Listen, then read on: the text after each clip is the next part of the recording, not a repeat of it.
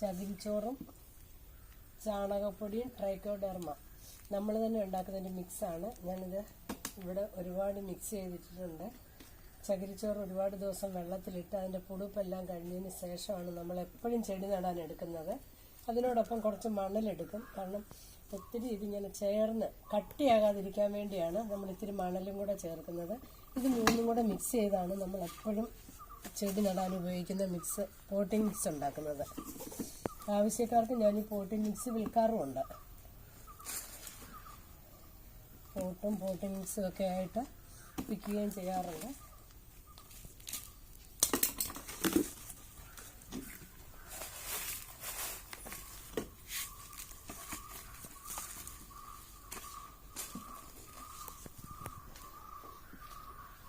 അപ്പം വെള്ളം കെട്ടി നിൽക്കാതെ വെള്ളം വാർന്നു പോകും. വേരിറങ്ങാൻ വളരെ നന്നായിട്ട് വേരിറങ്ങുകയും ചെടികൾ നന്നായിട്ട് കിളിക്കുകയും ചെയ്യും.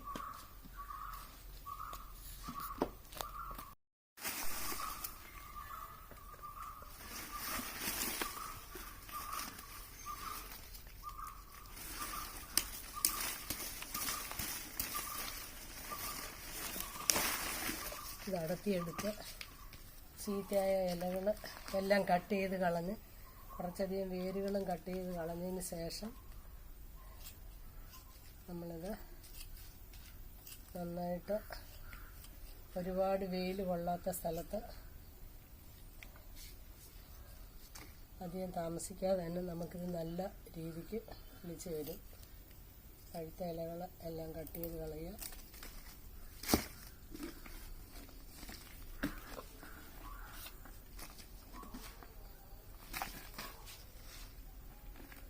അടിയിൽ കുറച്ച് കരിയിലയും ചെറിയ തൊണ്ടും ഒക്കെ ഇടുന്നത് നല്ലതാണ്. നമുക്ക് എടുത്ത് മാറ്റാനൊക്കെ വേര് കുറച്ച് കുറവായിരിക്കും, വെയിറ്റ് കുറവായിരിക്കും. ഇപ്പം നമ്മൾ കരിയിലയോ തൊണ്ടോ ചകിരിയൊക്കെ താഴെ കുറച്ച് ഇടുന്നത് നന്നായിരിക്കും.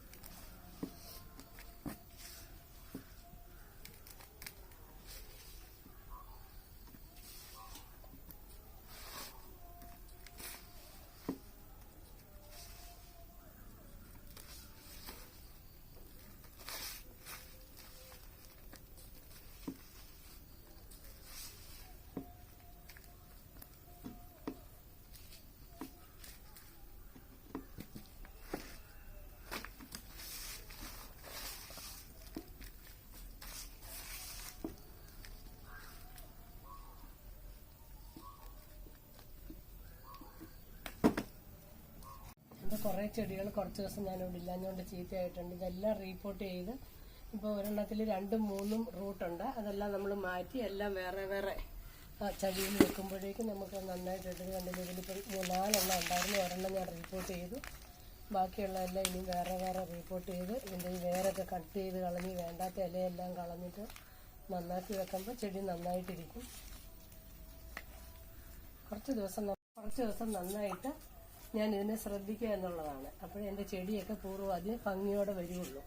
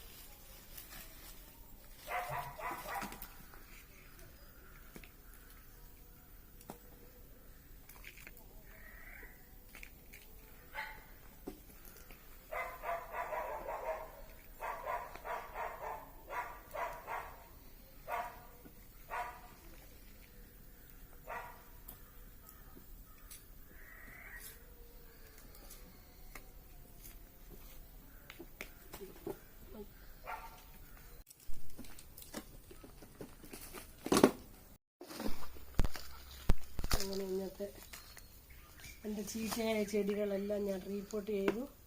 ഇനി കുറച്ച് ദിവസം ഇതിനെ പരിചരിക്കുക, സ്നേഹപൂർവ്വം പരിചരിക്കുക എന്നുള്ളതാണ് എൻ്റെ ജോലി.